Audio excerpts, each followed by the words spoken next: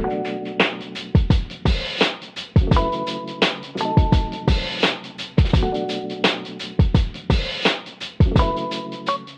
आज का लेक्चर शुरू करते हैं। आज का लेक्चर हमारे पास ई कॉमर्स के रिलेटेड है। ई कॉमर्स क्या होती है, इसके एडवांटेजेस और डिसएडवांटेजेस क्या होते हैं, प्रॉन्स एंड कॉन्स क्या होते हैं, और डिजिटल मॉडल क्या होता है, इंटरनेट क्या है, और बिजनेस मॉडल जो है वो क्या होता है इसके अंदर। ये सारी चीजें जो हैं वो हम इसके अंदर देखेंगे आज के लेक्चर के अंदर। सबसे पहले जो है वो ई कॉमर्स क्या होती है, उससे पहले हम देखने से पहले देखेंगे कि कॉमर्स क्या होती है। तो according to the dictionary dot com जो है, जो आपके पास आपको डेफिनेशन देती है, कॉमर्स जो है is a division of trade और production which deals with the exchange of goods and services from producer to final consumer. Commerce के अंदर हम दो चीजें होती हैं। एक तो होती है आपके पास गुड्स की ट्रेड्स होती है, दूसरी आपके पास सर्विसेज की ट्रेड्स होती है। जो ई कॉमर्स है इसके अंदर भी ये दोनों टर्मिनोलॉजीज आती हैं। एक आपके पास गुड्स आती हैं, प्रोडक्ट्स आती हैं, दूसरी हमारे पास सर्विसेज आती हैं। तो कॉमर्स के अंदर जो है हम गुड्स हैं और सर्विसेज हैं, इन दोनों चीजों की बाइंग और सेलिंग करते हैं कॉमर्स के अंदर। आगे बताया जाता है, it compromises the trading of something of economic value such as goods services information और मनी बिटवीन टू और मोर एंटिटीज। दो या उससे ज्यादा जो एंटिटीज होती हैं उनके दरमियान में गुड्स सर्विसेज इंफॉर्मेशन की जो एक्सचेंज है और मनी की जो एक्सचेंज है, दो या दो पार्टीज के दरमियान में, ये आपके पास जो है वो कॉमर्स के अंदर चीज आती है। अब जब ई कॉमर्स का लफ्ज यूज होता है तो ई कॉमर्स के अंदर हमारे पास इलेक्ट्रॉनिक्स कॉमर्स है। जब हम इलेक्ट्रॉनिक्स कॉमर्स की तरफ जाते हैं तो ई कॉमर्स के अंदर यही दो चीजें आपके पास, गुड्स और सर्विसेज, ये दोनों चीजें जो हैं हम इन दोनों चीजों को इंटरनेट के ऊपर जाके करते हैं। Commonly known as electronics marketing है। इसको हम ई कॉमर्स को जो है इलेक्ट्रॉनिक मार्केट भी कहते हैं। Consist of buying and selling goods and services over the electronic system such as the internet and other computer networks है। सिंपल इसके अंदर जो कॉमर्स और ई कॉमर्स है इसके अंदर सिर्फ इतना फर्क है कि इसके अंदर जो बाइंग और सेलिंग होती है गुड्स और सर्विसेज की, गुड्स और सर्विसेज की जो बाइंग एंड सेलिंग है, ये दोनों इंटरनेट और जो अदर कंप्यूटर नेटवर्क्स हैं इसके ऊपर चली जाती है। मोस्टली जो है ये 99.99% जो है ये इंटरनेट के ऊपर ही होती है, बाइंग एंड सेलिंग, और इस चीज को हम ई कॉमर्स का नाम देते हैं। E commerce is the purchasing, selling and exchanging goods and services over the computer networks. Computer network से क्या मुराद है, इंटरनेट है, थ्रू विच ट्रांजैक्शन और terms of sales are performed electronically. यहाँ पर सारा काम जो है इलेक्ट्रॉनिकली होता है। वैसे जो मैनुअल होती हैं उसके अंदर कुछ चीज साइन हो रही है, वो रिटन एग्रीमेंट्स हो रहे हैं। तो इसके अंदर जितने भी एग्रीमेंट्स होंगे वो सारे के सारे जो हैं वो आपके पास इलेक्ट्रॉनिकली होंगे। तो दो पार्टीज के दरमियान में जितनी भी ट्रेड होगी, जितने भी मुआहदे होंगे, जितनी भी टर्म्स एंड कंडीशंस उसके ऊपर एग्जीक्यूशन होगी, एसएलए बनेगा, सर्विस लेवल एग्रीमेंट होता है। ये सारी की सारी जो हैं इनकी चीज़ों की वाच, इनकी परफॉर्मेंस, इनके मैट्रिसेस, ये सारी की सारी चीज़ें जो हैं वो ओवर द इंटरनेट होंगी। तो ये आपके पास ई कॉमर्स की वेरी सिंपल डेफिनेशन है कि आपके पास जो जितनी भी बाइंग एंड सेलिंग है वो आपके पास गुड्स और सर्विसेज की, ये दो चीज़ें होती हैं, गुड्स और सर्विसेज। सर्विसेज जो कोई भी बंदा चीज़ें प्रोवाइड करते हैं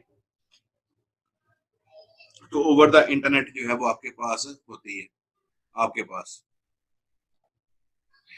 ये ट्रेडिशनल बिजनेस की बात की जा रही है। ट्रेडिशनल बिजनेस के अंदर मैन्युफैक्चरिंग यूनिट होता है, डिस्ट्रीब्यूटर होता है, आपके पास होल सेलर होता है, आपके पास रिटेलर होता है, आपके पास कस्टमर होता है, आप उसको एडवर्टाइज करते हैं। तो ये सारी की सारी चीजें जो हैं आपके पास ट्रेडिशनल बिजनेस के अंदर आ जाती हैं। जबकि ई कॉमर्स के अंदर जो है वो आपके पास जो कंपनी होती है और कस्टमर होता है, ये दोनों चीजें जो हैं ये डायरेक्ट होती हैं आपस के अंदर, इन दोनों का डायरेक्ट कनेक्शन है। इसके अंदर ना तो कोई डिस्ट्रीब्यूटर है, ना कोई होलसेलर है, ना कोई रिटेलर है, और ना ही कोई एडवर्टीजमेंट्स होती हैं इसके अंदर।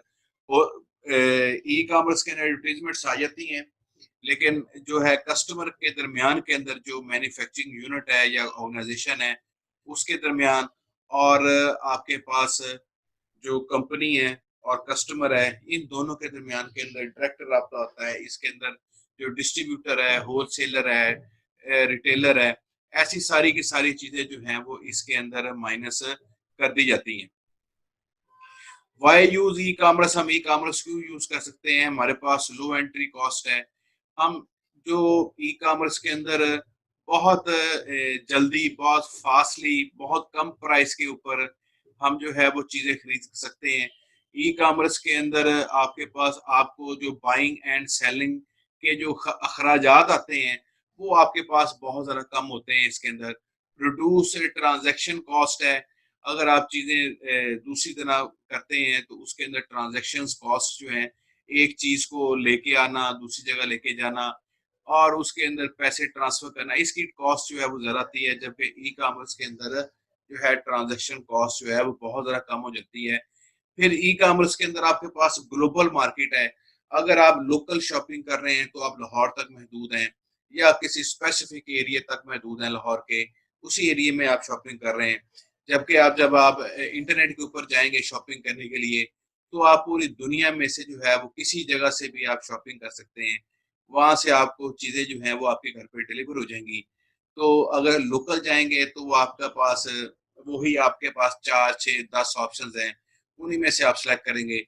अगर आप इंटरनेट से आप शॉपिंग करने जाएंगे तो आपके पास हंड्रेड्स और थाउजेंड्स ऑफ ऑप्शंस आपके पास अवेलेबल होगी, जहां से आप कोई जो भी आपके पास बेस्ट ऑप्शन हो, और आपके पास कॉस्ट भी आपको बहुत ज़्यादा कम हो सकती है इंटरनेट के ऊपर, क्योंकि कंपटीशन ज़्यादा होता है इंटरनेट के ऊपर।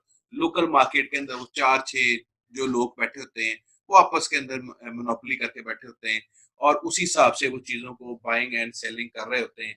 वहाँ पे मोनोपोली होती है।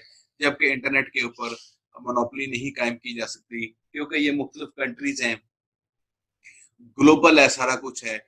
तो इसके अंदर कंपटीशन बहुत ज़्यादा होता है। जितना ज़्यादा कंपटीशन होगा उतनी ज़्यादा आपके पास जो है वो कॉस्ट कम होती जाती हैं। बहुत ज़्यादा कंपनीज जो हैं वो आपको फ्री डिलीवरी भी प्रोवाइड कर देती हैं। वो आपसे डिलीवरी चार्जेस भी नहीं लेते। जस्ट आप चीज़ परचेज करते हैं तो वो आपके डोर स्टेप के ऊपर पहुंचा देते हैं। तो आपके पास ये भी सारी फैसिलिटीज जो हैं वो इसके अंदर अवेलेबल हैं।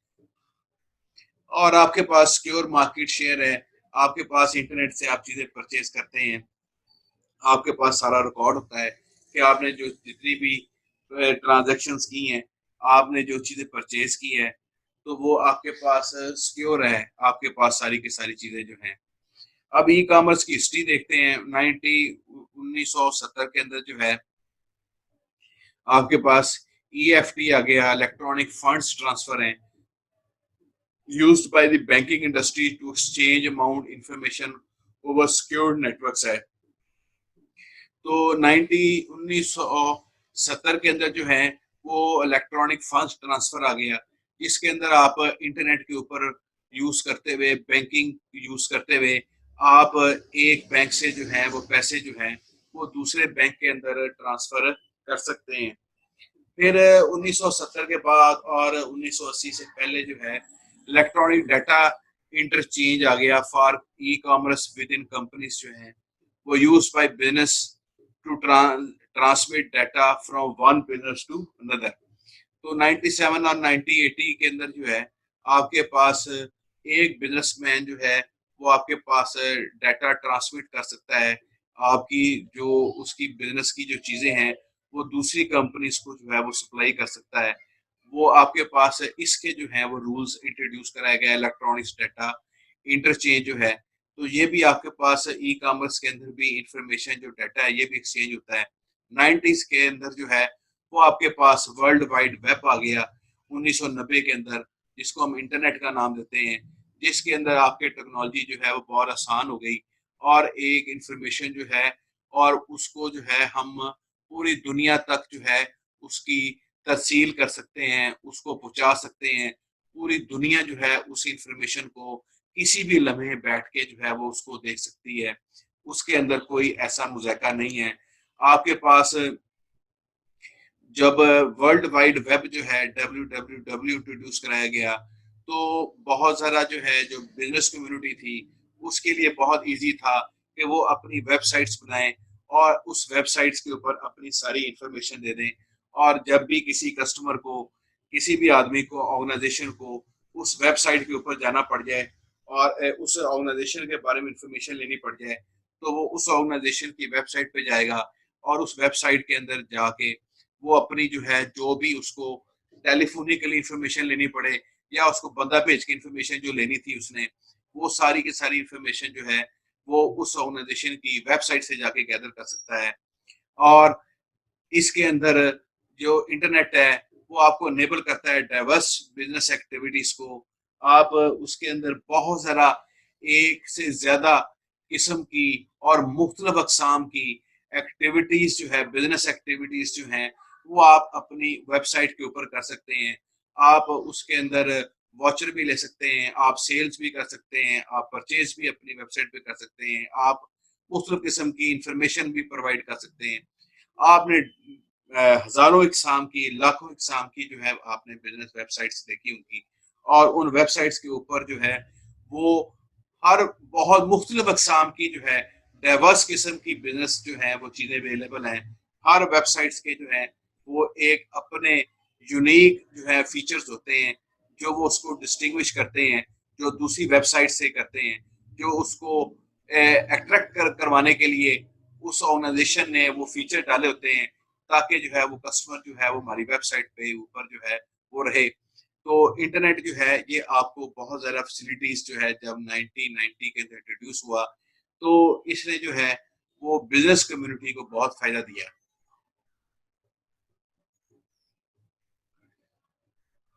ई कॉमर्स के जो है प्रोसेसेस कौन से होते हैं, अब इसके अंदर कैसे ई कॉमर्स कैसे होती है। सबसे पहले जो है जो कंज्यूमर है, जो इसके अंदर चीज़ों को जिसने परचेज करना है, या बायर है और एक सेलर है।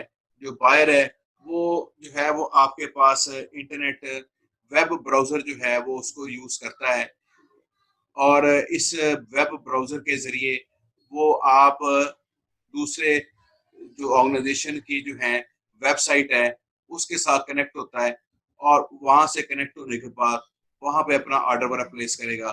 तो सबसे पहले consumer use web browser to connect to the home page of the merchant website on the internet. तो वो सबसे पहले जो है आप भी मुख्तलिफ इंटरनेट के ऊपर बैठ के यहाँ से सेलिंग, बाइंग एंड बाइंग करते हैं। मुख्तलिफ ऑर्गेनाइजेशंस की जो है आप वेबसाइट्स देखते हैं और उनकी प्रोडक्ट्स के बारे में देखते हैं, उनके प्राइसेस देखते हैं। तो सबसे पहले जो है जो बायर होगा वो उस कंपनी की वेबसाइट पे जाएगा,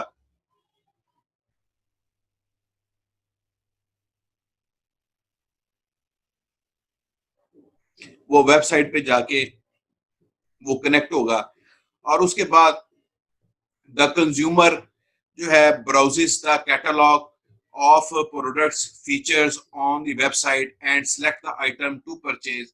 अब जो बायर है वो क्या करेगा कि वो मुख्तलिफ प्रोडक्ट्स को देखेगा, उनके फीचर्स को देखेगा, जो चीज़ें उसने परचेज करनी है उनको वो जाके वहां से जो है वो सिलेक्ट करेगा। When the consumer is ready to complete the purchases of the selected item, he, she provide a bill to and ship to the address for purchase and delivery। जब भी जो है वो एक जो कंज्यूमर है वो अपनी चीजों को परचेज कर लेगा, वो सिलेक्ट कर लेगा, तो वो उसको उसको बिल दे दिया जाएगा और वो बिल जो है उसके बाद वो पे करेगा और पे करने के बाद उसकी जो शिप है उसको जो चीजें हैं वो अपना एड्रेस दे देगा और वो उस एड्रेस के ऊपर चीजें जो हैं उसको डिलीवर कर दी जाएंगी। When the merchant web server receive this information, जैसे ही वो उस ऑर्डर के रिलेटेड जो है वो चीज जो आपके पास मर्चेंट है जो सेलर है उसके पास उसके कंप्यूटर में जाएगी, it compute the total cost of the order, उसके पास जो total cost of the order है वो उसको कंप्लीट करेगा, और जो है इंक्लूडिंग टैक्सेस, उसके अंदर जो टैक्सेस होंगे, शिपिंग कॉस्ट होगी, हैंडलिंग के चार्जेस होंगे, और जो है वो टोटल करके जो है वो उस कंज्यूमर को बता देगा कि जनाब आपकी जो चीज है जो आप परचेज करना चाह रहे हैं उसके अंदर इतना टैक्स पड़ेगा, इतने जो है वो शिपिंग चार्जेस पड़ेंगे एक जगह से दूसरी जगह पे ले जाने के लिए, और तीसरी जो चीज है वो हैंडलिंग चार्जेस भी होते हैं इसके अंदर। तो वो जितने भी चार्जेस होंगे वो करके वो उसके अंदर वीएटी जो है जिसे वैल्यू एडेड टैक्स कहते हैं, वो सारा कुछ इंक्लूड करके वो बता देगा कि आपकी जो है वो टोटल अमाउंट इतनी बनती है। उसके बाद the customer can now provide payment information, वो अपनी पेमेंट इंफॉर्मेशन प्रोवाइड करेगा such as credit card number and then submit the order, उसके बाद वो ऑर्डर जो है वो सबमिट कर देगा। When the credit card number is validated, जैसे ही क्रेडिट कार्ड का नंबर वैलिडेट कर लिया जाएगा, and the order is completed at the customer service, customer server site, जो सर्वर का जो उसका कंप्यूटर है उसके ऊपर कर दिया जाएगा, the merchant site display or receive confirming the consumer's purchase, तो वो उसको कर देगा, कंफर्म कर देगा कि जनाब ठीक है आपका जो है क्रेडिट कार्ड नंबर वैलिडेट हो गया है और आपकी जो है वो पेमेंट जो है वो आप हमें रिसीव हो गई है। उसके बाद the customer sorry the commerce server side then forward the order to the processing network for payment processing and fulfilment, जैसे ही उसका ऑर्डर वहां पर प्लेस हो जाएगा तो वो साथ ही आगे फर्दर जो है उसको प्रोसेसिंग के लिए फॉरवर्ड कर दिया जाएगा। आगे जो है हमारे पास types of the e commerce आ जाती हैं कि हमारे पास ई कॉमर्स जो है वो कितने टाइप्स की होती हैं। तो बेसिकली जो है वो हमारे पास तीन टाइप्स की होती हैं, बिजनेस टू बिजनेस है, बिजनेस टू कस्टमर है, और कस्टमर टू कस्टमर है। तो सबसे पहले टू बिजनेसमैन है, इसके अंदर बी टू बी जो है इसके अंदर दो बिजनेसमैन जो हैं इंटरनेट के ऊपर अपनी बाइंग एंड सेलिंग करते हैं। दो बिजनेसमैन जो हैं वो दोनों अब एक दूसरे के साथ नेगोशिएशन करते हैं, और एक जो है उसमें कंज्यूमर बन जाता है, एक बायर बन जाता है, सॉरी उसके अंदर सेलर बन जाता है। तो इसके अंदर लेकिन जो दोनों पार्टीज होती हैं वो दोनों बिजनेसमैन होते हैं। तो B to B stand for business to business, it consist of largest form of e commerce, क्योंकि जब दो बिजनेसमैन आपस में डील करेंगे तो इसके अंदर जो है वो अमाउंट की ट्रांजैक्शन जो है वो ज्यादा होती है। This model defines that buyer and seller are two different entities, इस जो है इसके अंदर बायर और सेलर टू डिफरेंट एंटिटीज होती हैं। It is similar to manufacturer issuing goods to the retailer और होलसेलर। तो जैसे ही आप ये देखते हैं कि एक जो है मैन्युफैक्चरर है, जब अपना माल जो है वो किसी होलसेलर को बेचता है या डिस्ट्रीब्यूटर को देता है या रिटेलर को वो डायरेक्ट माल दे देता है, तो रिटेलर भी एक बिजनेसमैन है, होलसेलर भी एक बिजनेसमैन है, और आपके पास डिस्ट्रीब्यूटर भी जो है एक बिजनेसमैन है, और जो मैन्युफैक्चरर है जो माल को सेल आउट कर रहा है वो भी आपके पास एक बिजनेसमैन है। तो जब एक बिजनेसमैन और दूसरी तरफ भी एक बिजनेसमैन होगा, जब ये दोनों जो है इंटरनेट के ऊपर जाके डील करेंगे तो उस वक्त ये चीज जो है आपके पास बी टू बी के जुमरे के अंदर आ जाती है। अब इसकी एग्जांपल दी हुई है, Dell deals computers and other associated accessories online, but it does not make up all those products. So in going to deal those products, first step is to purchase them from unlike business that is the producer of those products है। तो कोई भी आदमी जो है वहां पर del की वेबसाइट पे जाके वहां से चीजें परचेज कर सकता है। ज्यादातर जो बिजनेसमैन है ये भी वहां पे जाके चीजों को वहीं से परचेज करते हैं।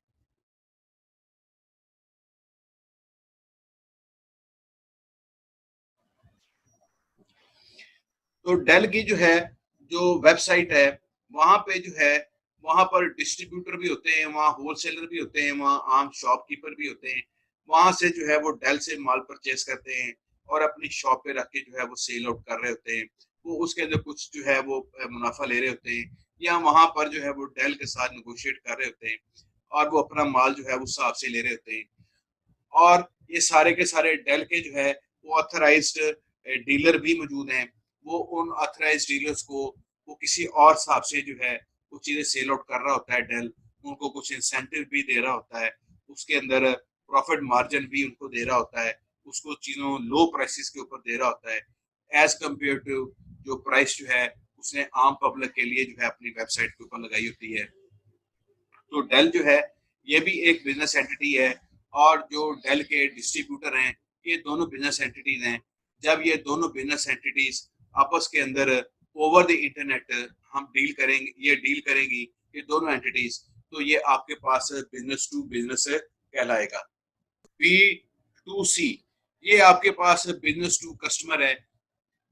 बिजनेस टू कस्टमर से मुराद ये है कि एक एंटिटी वो आपके पास बिजनेसमैन है और दूसरी एंटिटी वो आपके पास कंज्यूमर कह लें या आप इसको कस्टमर कह लें। तो ये दोनों एंटिटीज हैं, एक बिजनेसमैन है और एक कंज्यूमर है। ये दो एंटिटीज जो हैं वो इंटरनेट के ऊपर जाके बाइंग एंड सेलिंग करती हैं। एक जो है वो बायर है और दूसरा जो है वो कंज्यूमर है। ये दूसरा जो है ये दोनों एंटिटीज हैं। तो इसके अंदर B2C is the direct trade between the company and the consumer. It provides direct selling through online. For example, if you want to sell goods and services to customers so that anybody can purchase any product directly from a supplier's website.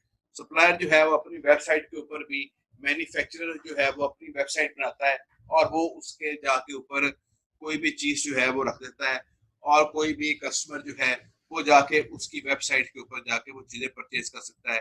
जैसे अभी मैंने आपको del की example दी, तो del जो है वो अपना चीजें प्रोडक्ट जो है उसकी सेल कर रहा है। माइक्रोसॉफ्ट की वेबसाइट्स हैं, इस तरह HP की वेबसाइट्स हैं, इस तरह कंप्यूटर के रिलेटेड बहुत सारा बिजनेसमैन है, बिजनेस है। तो ये सारी की सारी चीजें जो हैं जहाँ पर एक बिजनेसमैन अपनी वेबसाइट बनाता है और एक मैन्युफैक्चरर बनाता है, एक डिस्ट्रीब्यूटर अपनी वेबसाइट बनाता है, एक होलसेलर जो है वो अपनी वेबसाइट बनाता है, और ये वहां पर वो अपनी चीजें सेल आउट कर रहे होते हैं, सर्विसेज अपनी सेल आउट कर रहे होते हैं। तो वहां पर कोई कस्टमर जो है डायरेक्ट उनकी वेबसाइट पे जाके, बिजनेसमैन की, मैन्युफैक्चरर की वो वेबसाइट पे जाके वो जो चीजें परचेज करेगा वो आपके पास बिजनेस टू कस्टमर की कैटेगरी के अंदर आ जाएंगी। Business to employees, electronic commerce uses an intra-business network which allow companies to provide products and the services to their employees. Typically, companies use B2E network to automate employees related corporate processes. बहुत ज़्यादा जो है organisations जो हैं वो अपने employees के साथ भी बिजनेस करती हैं। वो बहुत ज़्यादा अपनी ऑर्गेनाइजेशन की जो प्रोडक्ट्स हैं वो अपने एम्प्लॉयज़ को भी सेल आउट कर रही होती हैं, और वो बहुत ज़्यादा लेस प्राइसेस पे सेल आउट कर रही होती हैं। तो ऐसा जो मॉडल होता है वो बिजनेस टू एम्प्लॉय होता है, जहाँ पर उसी कंपनी का जो एम्प्लॉय है वो उस अपने बिजनेस, अपना जो मैन्युफैक्चरर है, अपना जो बिजनेसमैन है, रिटेलर है, वो उसके ऊपर जहाँ पर काम कर रहा है वो अपने एम्प्लॉयर से जो है वो चीज़ें को परचेज कर रहा होता है, वो ले रहा होता है। तो ऐसी जो मॉडल को हम कहते हैं बिजनेस टू एम्प्लॉय मॉडल। ये जो अगली टाइप है ये आपके पास कंज्यूमर टू कंज्यूमर है, C2C जिसको कहते हैं। जैसे ये आपके पास OLX है, OLX के अंदर B2B भी हो सकता है, उसके अंदर B2C भी हो सकता है, और OLX के अंदर C2C मॉडल भी है, जहां पर एक बंदा चीजों को सेल आउट कर रहा है और वो भी एक कस्टमर ही है, वो कोई बिजनेसमैन नहीं है, वो कोई भी एक लेमैन है और वो उसको सेल आउट कर रहा है, लेकिन वो बिजनेसमैन की कैटेगरी के अंदर नहीं आता वो। और दूसरी तरफ जो लेने वाला है वो भी एक कस्टमर है, वो अपनी जो है वो चीजों को ऑक्शन कर रहा होता है जैसे, और जो लेने वाला है वो भी वो ऑक्शन का सामान लेने गया होता है। तो वो यहाँ पर इस मॉडल के अंदर जो है वो आपके पास कंज्यूमर टू कंज्यूमर है। eBay जो है auction services is the great example of where person to person transaction take place every day since 1995. तो ईबे के ऊपर जो है वो चीजें ऑप्शन सेल हो रही होती हैं। इस तरह जो है वो आपके पास OLX है, जिसके अंदर दो दो पार्टीज जो हैं वो डायरेक्ट एक दूसरे के साथ रब्ता कर रही होती हैं, और वो दोनों पार्टी जो हैं वो कंज्यूमर की डेफिनेशन के अंडर आती हैं। तो वो ऐसा मॉडल जो है वो आपके पास जो है कस्टमर टू कस्टमर है। ऑनलाइन अपनी पेमेंट सर्विसेज है, लाइक पेपाल है, where people can send and receive money online with ease, जहां पर इजी सी जो है वो दोनों कस्टमर जो है वो अपनी वो आप पेमेंट सेंड कर रहे होते हैं, तो एक दूसरे को भेज रहे होते हैं। उसमें कोई भी थर्ड पार्टी, कोई बैंक और कोई भी एजेंसी जो है उसके अंदर इन्वॉल्व नहीं होती। पेपाल के थ्रू एक बंदा दूसरे बंदे के अकाउंट के अंदर पैसे ट्रांसफर कर रहा होता है, और वहां पर कोई बैंक का मसला नहीं है, बीच में कोई ऐसा इशू नहीं होता। तो दोनों जो है कस्टमर टू कस्टमर जो है वो एक दूसरे के साथ ट्रांजेक्शन जो है वो कर रहे होते हैं। तो आपके पास ऐसा जो मॉडल है वो C2C कहलाता है, जिसमें दोनों जो है वो हमारे पास कस्टमर साइड पे आ जाती हैं चीजें। Prawns and cons of e commerce है, आपके पास नो चेकआउट क्यू है। सबसे पहली जो इसके अंदर जो चीज है कि आपको कतार में नहीं लगना पड़ता, इसके अंदर कोई ऐसे इशू वाली बात नहीं होती। आपको कतार से जान छूट जाती है, आप इंटरनेट के ऊपर जाते हैं और अपनी जो प्रोडक्ट है उसको सिलेक्ट करके उसका ऑर्डर प्लेस कर देते हैं। इसके अंदर इंटरनेट, क्योंकि आपको कंपटीशन इसके अंदर बहुत ज़्यादा होता है इंटरनेट के ऊपर, तो आपको जो है रिड्यूस प्राइसेस के ऊपर जो है वो चीज़ें अवेलेबल होती हैं। You can shop anywhere in the world. आप जब ई कॉमर्स कर रहे होते हैं तो आप पूरी दुनिया में जहां पर भी कोई चीज सेल आउट हो रही होती है वो आपको वहीं पर आपको आपके घर पे आपको अवेलेबल होती है। और अगली चीज जो है वो इजी एक्सेस है 24 आवर्स अ डे। तो वो आपको 24/7 जो है आपको जो है वो चीजें अवेलेबल होती हैं। आप किसी टाइम भी जाके इंटरनेट के ऊपर आप अपनी चीजों को देख सकते हैं कोई, और उसका ऑर्डर प्लेस आउट कर सकते हैं, जबकि आम ट्रेडिशनल शॉपिंग के अंदर ऐसा नहीं होता।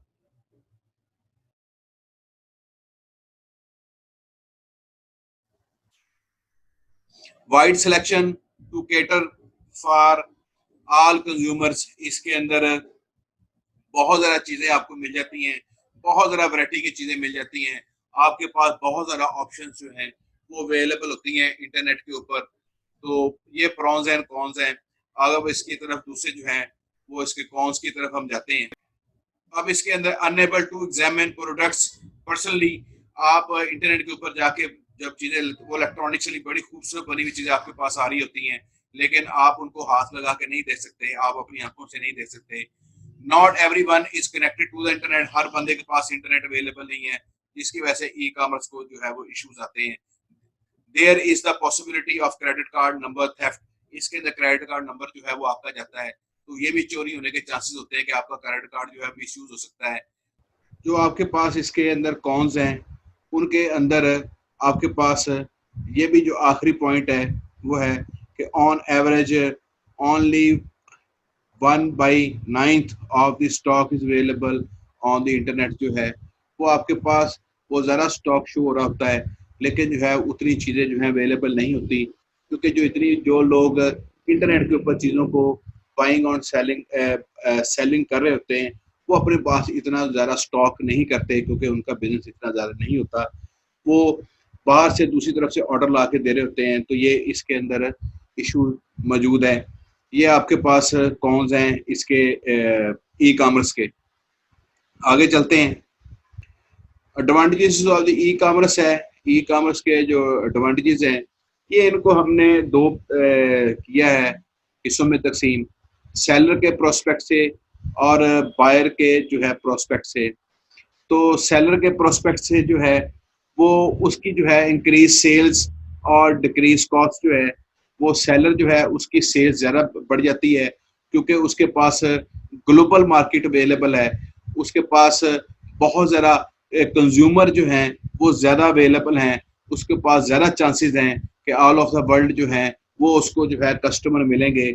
और उसकी जो कॉस्ट है वो मार्केटिंग, जिस तरह मार्केटिंग वो करेगा लोकल वो मार्केटिंग की कॉस्ट जो है उसकी कम हो जाती है, क्योंकि इसकी चीज़ें जो है इंटरनेट के ऊपर अवेलेबल होती हैं। तो makes promotion easier for smaller firms. जो स्मॉलर फर्म्स होती हैं वो भी अपनी प्रमोशन जो है उनके लिए आसान होती है। जो बिग ऑर्गेनाइजेशन हैं वो बहुत ज़्यादा प्रमोशंस करती हैं, तो स्मॉलर जो फर्म्स हैं वो जब लोकली चलती हैं तो वो बड़ी कंपनीज के आगे कुछ भी नहीं होती। तो जब वो इंटरनेट पे जाएंगी तो क्योंकि उनके बारे में इतना नहीं पता होता लोगों को, तो वो ज़्यादा अच्छे तरीके से जाके अपनी प्रमोशंस कर सकती हैं। Can be use to reach narrow market segment. अब इंटरनेट के ऊपर जाके वो किसी स्पेसिफिक मार्केट को भी टारगेट कर सकती हैं। ये जो सेलर है वो स्पेसिफिक मार्केट को भी कर सकता है। जैसे आप जाके देखते होंगे आपके पास फेसबुक के ऊपर भी बहुत ज़्यादा मार्केटिंग हो रही होती है। वो आपके पास जेंडर स्पेसिफिक भी कर देते हैं मार्केटिंग के। फेसबुक की जो फेसबुक के ऊपर ऐड चलेगी वो सिर्फ फीमेल कंज्यूमर जो है वही उसको नजर आएगी। जितनी फीमेल्स हैं उनकी ही वाल के ऊपर वो फीमेल के रिलेटेड जो हैं जो आइटम्स हैं, वो उनके शूज़ हैं, उनके क्लॉथ्स हैं, या उनके जो ब्यूटिशियन का सामान है वो फीमेल के वेबसाइट के ऊपर आ रहा होगा, उसकी वाल के ऊपर आ रहा होगा, वो मेल के नहीं आएगा। इसी तरह वो एज के हिसाब से भी कर सकते हैं, लोकेलिटी के हिसाब से भी कर सकते हैं, वो उनके प्रोफेशंस के हिसाब से भी जो है वो एडवर्टीजमेंट जो है वो आ सकती है कि स्पेसिफिक जो है वो मार्केट जो है उसको वो उसी को टारगेट किया जाता है जो एग्जैक्ट आपके प्रोडक्ट के रिलेटेड होती है। जो जहां पर ज़्यादा पोटेंशियल कस्टमर होता है वो उसी को जाके टारगेट कर रहे होते हैं। तो ये बायर के प्रोस्पेक्ट से जो है वो ई कॉमर्स के क्या एडवांटेजेस हैं। Make it easy to obtain competitive bids हैं। अगर आप कोई भी जो बायर है वो जाके कहता है कि मैंने इंटरनेट के ऊपर कि मुझे ये चीज़ परचेज करनी है, आप OLX पे भी जाके ऐसे अपनी ऐड लगा सकते हैं कि ये मुझे चीज़ चाहिए। तो मुख्तलिफ जो हैं जो सप्लायर्स हैं, जो सेलर्स हैं, वो आपसे डायरेक्ट रब्ता कर रहे होते हैं कि जनाब हमारे पास ये प्रोडक्ट है, हम ये सेल आउट कर रहे हैं यहाँ पर। दूसरा जो है इसका एडवांटेज जो है provide a wider range of choices जो है। ज़ाहिर बात जब आप इंटरनेट के ऊपर जाते हैं तो आपके पास ज़्यादा चॉइसेस जो है वो अवेलेबल होती हैं। इसका अगला एडवांटेज है provide an easy way to customise the level of details of the information obtain. जो उसको चाहिए इंफॉर्मेशन वो इंटरनेट के ऊपर जाके मुख्तलिफ ऑर्गेनाइजेशन की वेबसाइट्स होती हैं, वहाँ पर उनकी प्रोडक्ट्स आपने देखनी हो तो मुख्तलिफ किस्म के फ़िल्टर्स अवेलेबल होते हैं। वो आपको आपकी जो स्पेसिफिक इंफॉर्मेशन चाहिए, जो स्पेसिफिक इंफॉर्मेशन की चीज़ चाहिए आपको, वो आपको एग्जैक्ट जो है वो उसी प्रोडक्ट के ऊपर ले जाते हैं।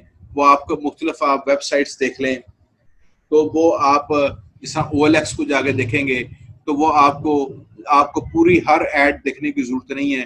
मुख्तलिफ हर ऐड देखें, उनमें से देखेंगे आपके रिलेटेड कौन सी ऐड है। नहीं, आप जो हैं अपनी रिक्वायरमेंट्स वहाँ पर देते जाएंगे और वो आपको मज़ीद कंसाइज टू कंसाइज करता जाएगा और अल्टीमेटली जो आपको अपने मजाज के लिए जो चीज़ आप परचेज करना चाहते हैं सिर्फ उसी टारगेट जो है एडवर्टीजमेंट के ऊपर चला जाएगा। ये जनरल एडवांटेजेस हैं ई कॉमर्स के। Increase the speed and accuracy with which business can exchange information. ज़ाहिर बात जब आप इंटरनेट पे जाएंगे तो आपकी जो है वो चीज़ों की बाइंग एंड सेलिंग करने की जो स्पीड है और एक्यूरेसी है वो दो बिजनेस के दरमियान में जो है जो चीज़ों की एक्सचेंज है वो बहुत ज़्यादा तेज़ हो जाएगी। इलेक्ट्रॉनिक पेमेंट सिस्टम है और आपके पास बहुत जल्दी आप उसके अंदर पेमेंट जो है वो आपकी एक जगह से दूसरी जगह ट्रांसफ़र हो जाती है और उसके अंदर जो ट्रांजैक्शन कॉस्ट है वो भी आपको कम पड़ती है। Can make products and services available in remote areas. जहाँ पर कोई चीज़ जो है वो नहीं आम जो चीज़ अवेलेबल होती, जहाँ पर उस चीज़ की कोई शॉप अवेलेबल नहीं है, उस प्रोडक्ट की कोई शॉप अवेलेबल नहीं है, वो उस रिमोट एरिया के लोग जो हैं वो इंटरनेट का इस्तेमाल करते हुए अपनी प्रोडक्ट्स को जो है वो वहाँ से मंगवा के वो उसको देख सकते हैं, उसको इस्तेमाल कर सकते हैं प्रोडक्ट्स को। enable the people to work from home and providing a schedule flexibility। जो लोग घर पे जो हैं वो बैठ के काम कर सकते हैं, घर पे बैठ के अपनी चीज़ों को बाइंग एंड सेलिंग का काम कर सकते हैं। तो ये आपके पास ये जनरल इसके जो हैं ई कॉमर्स के ये आपके पास एडवांटेजेस मौजूद हैं। जो डिसएडवांटेजेस हैं वो आपके पास ई कॉमर्स के, तो सबसे पहला जो डिसएडवांटेज है, some business processes are not suited to e commerce even with improvement in the technology. बहुत ज़्यादा जो बिजनेसेस ऐसे होते हैं जिनको ई कॉमर्स जो है वो सूट नहीं करता, वो इवन जो है इसके अंदर बहुत ज़्यादा टेक्नोलॉजी इन्वॉल्व है, लेकिन फिर भी जो है जो बहुत ज़्यादा बिजनेसेस ऐसे हैं जो इन टेक्नोलॉजी का इस्तेमाल किए बगैर ही वो ग्रो करते हैं और वो अपना इजी, उनके जो हैं बायर और सेलर जो हैं वो उसी बिजनेस के अंदर जो हैं वो कंफर्टेबल रहते हैं। इस तरह many products and services require a critical mass of potential buyer, for example online grocers जो है, जहां पर आपको जैसे आप ग्रोसरी की चीज़ें खरीदते हैं वहां पर जो है या बहुत ज़्यादा क्रिटिकल आपको बहुत चीज़ें देखनी पड़ती हैं, आप फिजिकली जाके उनको चीज़ों को देखते हैं और उनको जाके आप वहां पर देखते हैं और उनको सेंस करते हैं और उनको जज करते हैं। फिर जो है आप उनके दरमियान में चीज़ों को डिफ्रेंशिएट करते हैं, फिर डिफ्रेंशिएट करने के बाद आप डिसीजन करते हैं। तो ये चीज़ें जो हैं आप जब आप इंटरनेट के ऊपर जाएंगे तो आप इंटरनेट के ऊपर आप चीज़ों को नहीं आप टच कर सकते, आप फिजिकली वॉच नहीं कर सकते, आप दो चीज़ों के दरमियान में फिजिकली जो है डिफ्रेंशिएट नहीं कर सकते। तो ये चीज़ जो है वो आपके पास ये ई कॉमर्स के डिसएडवांटेजेस के अंदर आती है। Cost on cost and returns on e-commerce can be difficult to quantify and estimate। जो है बहुत ज़्यादा जो कॉस्ट है वो चीज़ों की या रिटर्न है चीज़ों की, जब आप चीज़ें परचेज कर लेते हैं आपको नहीं आई, आप उसको रिटर्न कर देते हैं, तो ज़्यादातर जो ऑर्गेनाइजेशंस हैं वो आपको शिपिंग चार्जेस और रिटर्न वाली जो चार्जेस हैं वो आपको डाल देते हैं। आप जब चीज़ें वापस भेजेंगे तो आपको जो है वो शिपिंग चार्जेस जो हैं वो कंज्यूमर वाली साइड पे आ जाते हैं। Cultural implements, people are reluctant to change in order to integrate new technology। बहुत ज़्यादा कल्चरल चीज़ें भी होती हैं, बहुत ज़्यादा लोग जो हैं वो जाके खुद शॉपिंग करना पसंद करते हैं, वो टेक्नोलॉजी का इस्तेमाल किए बगैर ही वो चीज़ों का वो उन चीज़ों को टेक्नोलॉजी का इस्तेमाल नहीं करते और वो जाके ऑनलाइन शॉपिंग नहीं करते, वो जाके डोर टू डोर शॉपिंग करना, मार्केट में जाना उनको बहुत ज़्यादा पसंद होता है और उनके वो चीज़ें कल्चर का हिस्सा होती हैं और वहाँ पर चीज़ें इंटरनेट से परचेज करना कोई अच्छा नहीं समझा जाता। और कुछ जो है वो लीगल एनवायरनमेंट का है, ये भी इसके डिसएडवांटेज आ जाते हैं। अगर आपके पास कुछ चीज़ जो है वो आप इंटरनेट से परचेज करते हैं और वो चीज़ नहीं ठीक निकलती और वो कंपनी भी जो है वो आपको आगे से उस तरह रिस्पॉन्ड नहीं कर रही होती, तो आप जब उस कंपनी के खिलाफ जाना चाहेंगे तो वहाँ पर भी जो है वो आपको लीगल इश्यूज आ जाते हैं।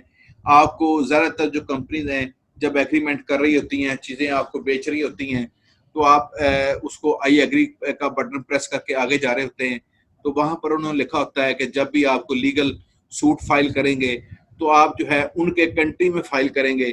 तो एक बंदा पाकिस्तान में बैठा हुआ है, आप चीज़ जाकर रशिया से मंगवाते हैं, अब आप उसको रिटर्न करते हैं, वो आपको उस तरह रिस्पॉन्ड नहीं कर रहे होते, वो आपका क्लेम नहीं ले रहे होते, वो जो कमिटमेंट की होती है उन्होंने वो उस कमिटमेंट की चीज़ आपको प्रोवाइड नहीं करते, तो आप क्या करेंगे कि आप फिर आपके लिए लीगल सूट फाइल करेंगे। अगर लोकल कंपनी होगी तो आप उसको कोर्ट में ले जाएंगे और वहां पर आप उनकी टेक्निकल टीम को जो है वो चीज़ जज करवाएंगे कि जो इन्होंने बताया था वो चीज़ हमें नहीं सप्लाई की, तो आपको जो है वहां पर कोर्ट से रेमेडी मिल सकती है। लेकिन अगर आप बाहर जाते हैं तो फिर आपको वो रशिया में जाके करना पड़ेगा केस, और वहाँ पर लीगल जो है वहाँ पर कोई आपको वकील हायर करना पड़ेगा और आपकी कॉस्ट जो है वो बहुत ज़्यादा आपकी उसके ऊपर इंक्रीज कर जाएगी। तो इस तरह के जो हैं ये डिसएडवांटेजेस जो हैं ये ई कॉमर्स के साथ जो हैं वो अटैच हैं।